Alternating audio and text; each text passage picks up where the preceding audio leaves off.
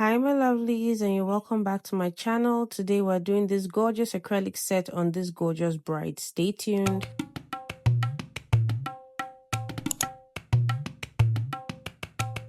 Like I said before, welcome. This is Victoria TCS, and we're just going to go straight into today's video. So you would notice that she has long fingers on 3 fingers and short fingers on 2 fingers. Well, that is my fault.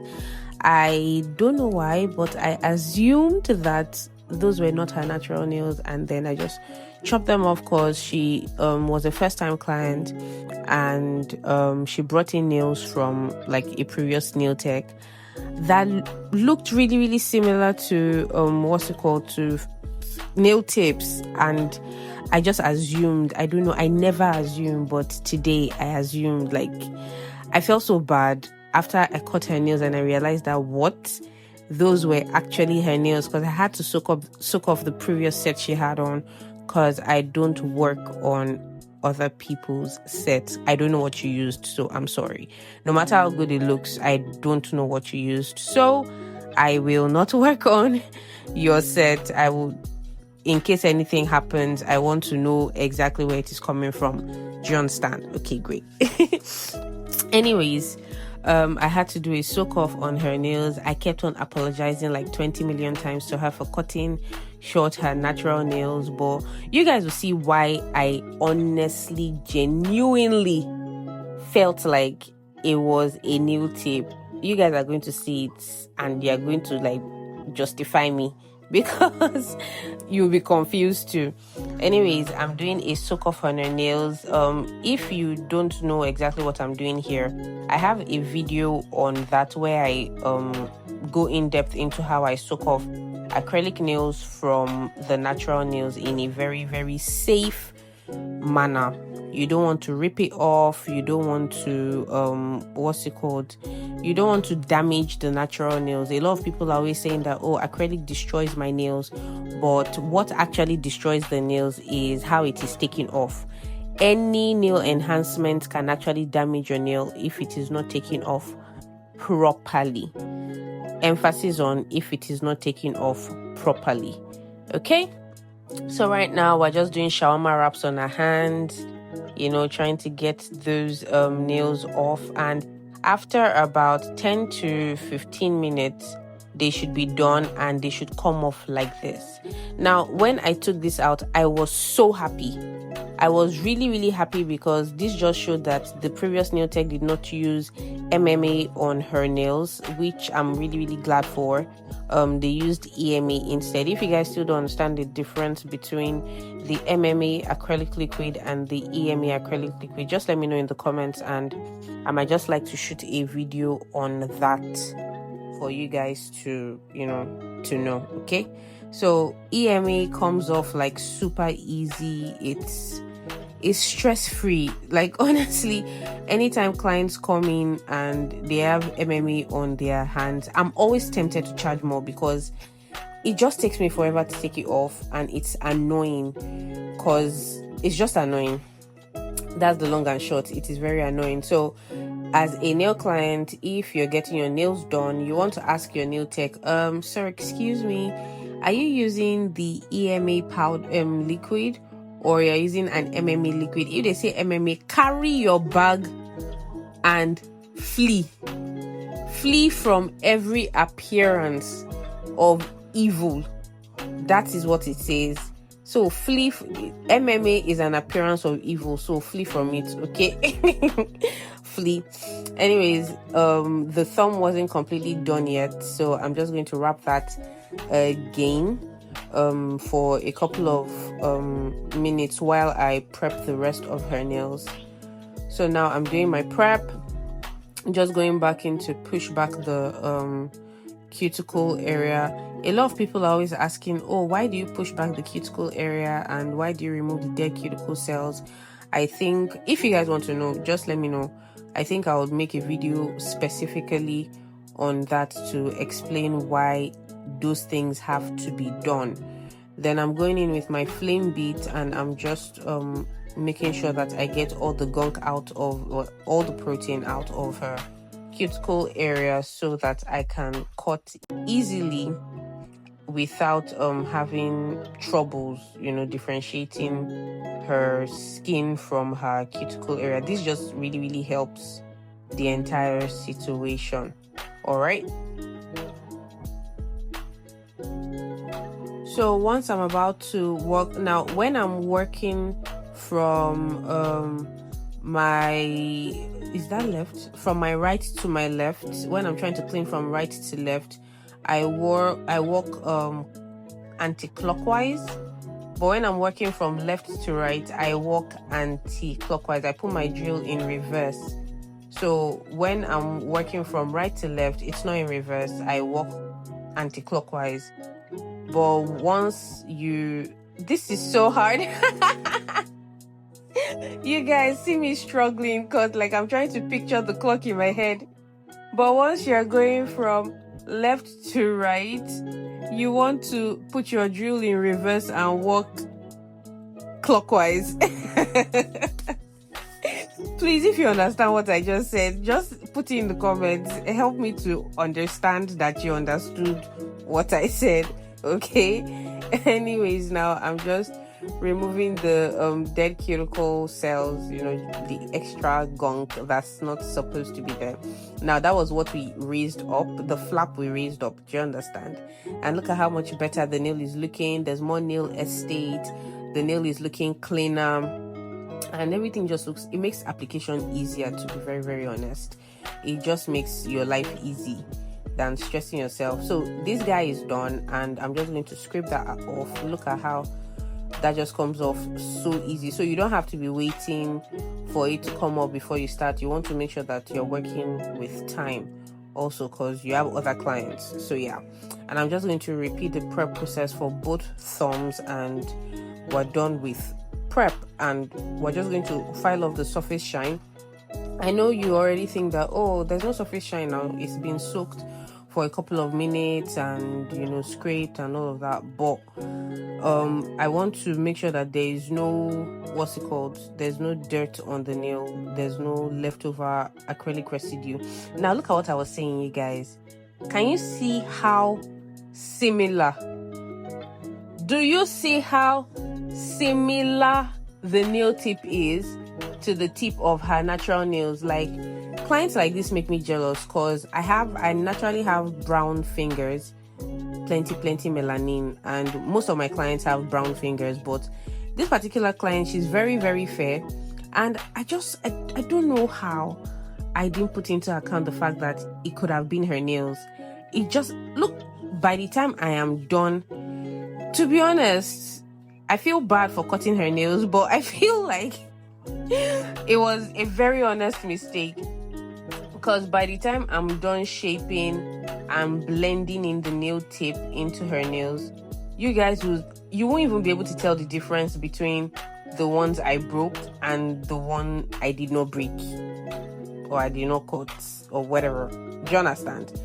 But yeah, it is what it is. You want to make sure that you shape properly, make sure that your nail tip is blended properly with your nail plates. That's the nail plate, right? Yes, with your nail plate. And once you have gotten that properly blended, you would see the difference that it would make. Like, makes all the difference in the world, to be very honest. You just make sure that you get your shape right and you blend properly, and you get your desired result. Okay, so that's what I'm just doing here, shaping my pinky. It was too long, it was looking too long, so I cut it shorter.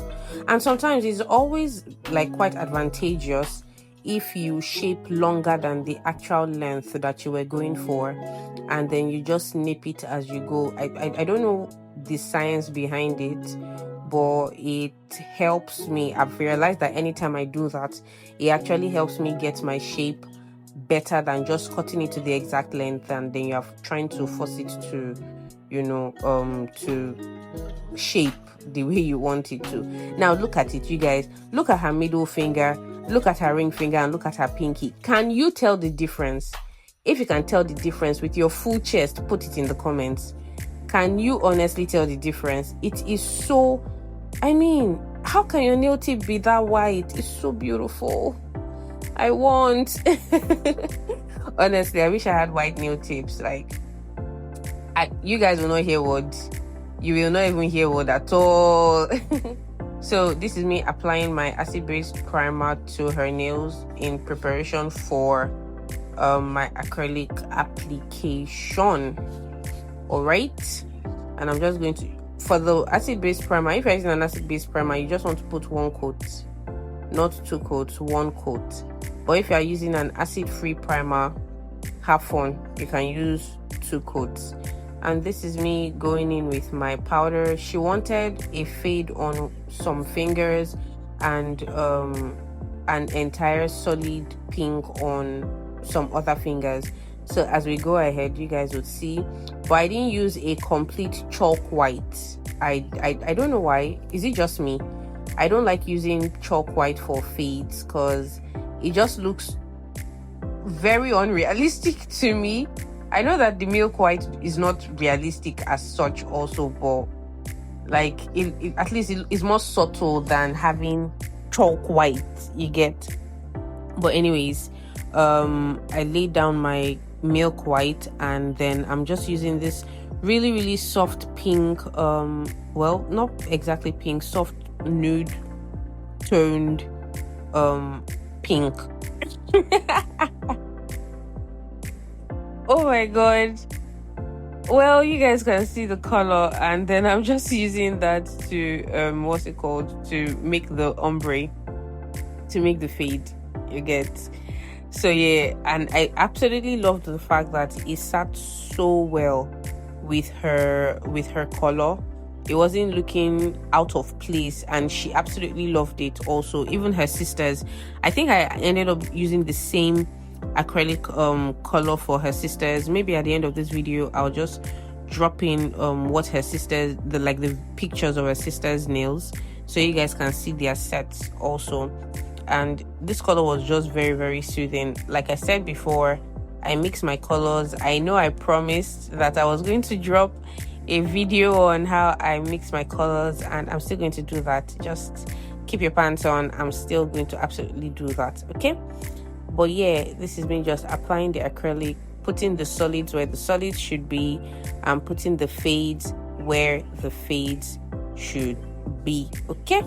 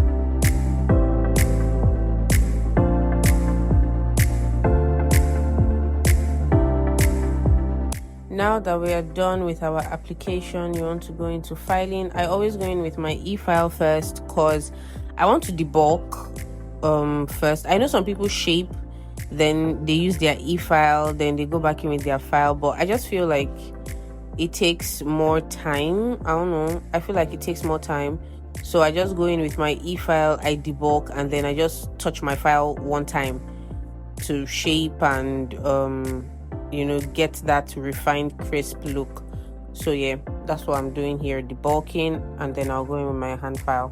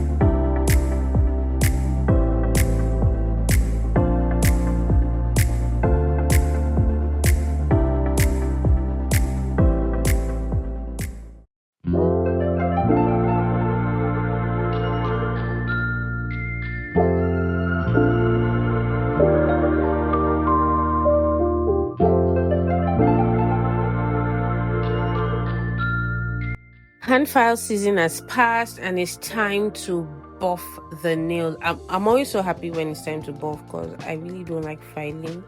That's why I always try to apply my acrylic as smooth and as thinly as possible so that I don't have to do a lot of filing, because filing is stressful, let's face it. So yeah, this is me buffing her nails, and then I'm just going to have her wash her nails and clean it like after this, like now. I'm just messing with you guys. So now she's washed her hands, and I'm just going over the what's it called, over the acrylic extensions with, or acrylic overlay with nail polish remover to, you know, clean off every dust that is left on the nail. And it's time for our design. Can you guys see how soft that pink is? Like, it almost looks like natural nails soft. Like, it's really, really soft, and I absolutely love it. So on this nail, I'm going in with a top coat, if I can remember. Yes, I'm going in with a top coat on the two solid pinks, and then I'm just going to go in with my stripy brush on the fades and just do like whatever swirl design comes to my mind. At this point, I had no idea, to be honest. I had no idea what exactly it was I wanted to do, so I was winging it and just trying to be like, okay, whatever comes to my mind is what I'm going to do. I knew what I wanted to do on the two solid pinks, but I really did not know what I wanted to do on the ombres. And she was like, I trust you, just do whatever, because she said I came highly recommended. Oh my god, I felt so happy.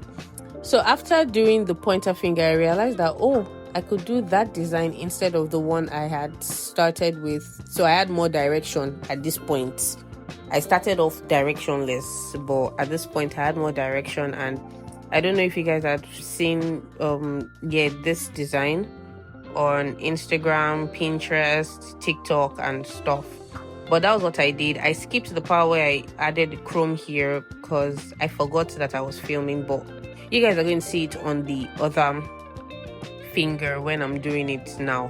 So I'm just applying top coat on the nail to seal in my entire design. I haven't designed the ring finger and the middle finger yet, so I'm just still working with the chrome part, but I'm sealing in those designs before I go to the other guys. Okay, and then I'm just going to tap that in the lamp for 60 seconds, and then I'm going to go in with my chrome powder and just, you know, rub it all over that top coat that we dried on the finger. Can you see how gorgeous that looks, you guys? And this is always the trick, like, never put base coat or anything on the nail first. Just put your top coat or your black or whatever it is you want to use, and then you can top coat later on. Do you understand? So yeah.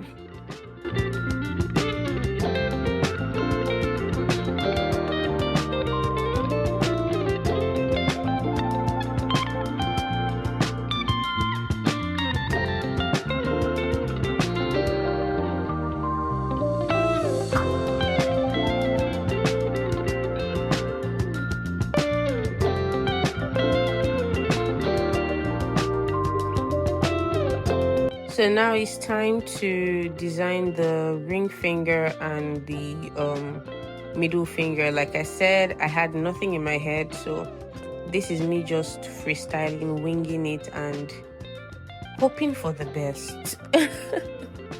I know it sounds like such a strange thing to say, but yeah, I was just thinking to myself that, okay, I shall know that it's going to turn out nice. It's not going to be bad, but let's just see what we can come up with. So I'm using my white gel polish, and I'm just going to use that to outline. Remember, we have top coat underneath this. Remember, that is a very vital point to this look. We have top coat underneath that, so the white is going on top of the top coat. The goal in the end is to have this sugary effect, but I couldn't just put the sugar effect directly on the pink shade, because it will literally just disappear into the nail. I don't know if you guys understand what I'm saying, but that's what will happen. It won't make any difference. That's why I'm using the white. So before I put the white in the lamp to dry, I'm just going to go in with my sugar glitter and pour it all over that white. Do you understand it now? So I'm just going to pour it all over the white, wet like that. You remember, I didn't cure the white before putting it, putting the sugar glitter on it, and then I'm just going to cure it after after I've put the sugar glitter on it. So that's don't, if you cure it and then try to put the sugar glitter on it, it will not stick to it. Do you understand? It will not stick to it. You just have to put top coat over it. Do you get? But if you leave it wet and then you pour your, whether it's glitter you're pouring on it, or you're pouring your clear acrylic powder, whatever it is that you want to pour on it, it has to be wet, so that you can have that textured look or textured feel to the look. Do you understand? So I'm just repeating the step on this nail, also trying to remember what I did on the other hand. It was at this point I realized that, wait, it looks like I'm drawing a 6. It honestly looked like I was drawing a 6. So I'm just going to pour my sugar glitter on this one again. You can use whatever color of sugar glitter you want, to be very, very honest. So once we are done applying our sugar glitter, just dust it off the way I'm doing. Just tap our fingers to remove like the excess before you put it in the lamp. Do you understand? Just tap to remove the excess before you put it in the lamp. And then I'm just going to go in with my duster brush and remove. If you have those tiny brushes, I didn't know where mine was, you can use it. Don't worry, the glitter will not fall off. It won't fall off because it's properly dry. And this is what the finished look looks like. Is very, very lovely. And tell me what you guys think in the comments. So if you made it this far, don't forget to share, like, subscribe, comment, and I'll see you guys in the next video. Let me know what you would like to see next, and yeah, I'll definitely try my best to create it for you guys. Okay, bye.